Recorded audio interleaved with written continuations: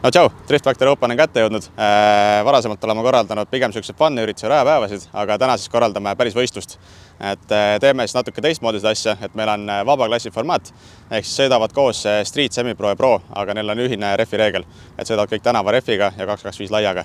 Eile oli meil paar lahingut ka, et olid trennid eile ära ja päris ägedad sõidud olid, et tõotab tulla väga äge päev ja praegu juba sõitjad panevad ennast valmis ja hakkame vaikselt pihta.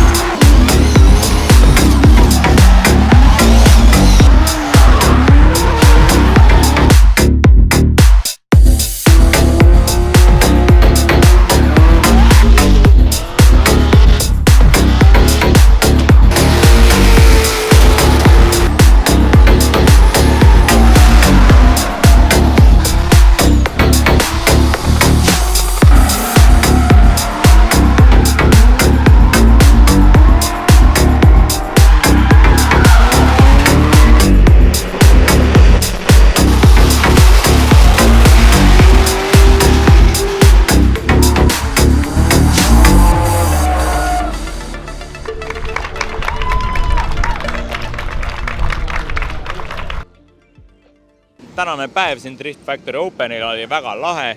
Alguses ma tegelikult olin väga skeptiline, sellepärast et streeti auto versus nagu pro auto, mis mul on, võiks arvata, et on väga ebavõrdne sõita, kuid päriselt on nii, et pro auto kerib selle streetile sobiliku refi lihtsalt liiga üle ja streeti auto saab järgi. Ehk tandemsõidud üliägedad ja kokkuvõttes ma ütleks, et väga lahe päev, väga ägedad tandemid ja seda tuli kõikidel sõitudel, mitte ainult siis minul isiklikult, vaid kõik sõitjad olid väga tublid ja väga vaatamisväärne värk. Ehk siis refi valik väga kehv, aga väga tuus sõita. Meie võistlus on läbi saanud, et saime sõitjate poolt väga head tagasisidet, et kõik jäid väga rahule, aga rahvast oleks võinud juba rohkem olla. Aga see on arusaadav, sest et täna oli väga palju muid üritusi, kuhu minna. Aga natuke võistlusest veel, et meil oli poodium selline, et seal oli pro-klassi auto, semi-pro auto ja streeti auto. Streeti autor oli küll lokid talle pandud, aga sellegi poolest päeva lõpuks on ta streeti auto. Ehk siis, mis ongi selle võistluse võlu, et poodiumile võib igaks jõuda, et olenemata autost või klassist. Et tasub kindlasti kätt proovima tulla. Meil on veel see aasta toimumas 2 suuremat üritust. Esimeseks on Drift Matsuri, mis on Drifti festival, kuhu ootame väga palju sõitjad nii Eestis kui ka välismaalt. Et tahaks teha ühe väga Drifti festivali. Ja teiseks ürituseks on meil Night Bash, mis on siis öödrift, ehk siis sõidud hakkavad valges ja lõpetame õhtul pimedas ja terve rada on valgustatud.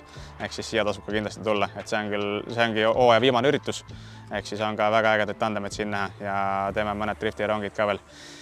Aga selles korras ongi kõik ja täname kindlasti meeskonda, kelleta me seda võistlust poleksin teha saanud ja ka kõiki muid üritusi ja täname ka toetajaid, kes meil Drift Factory Openil olid. Ja näeme juba varsti.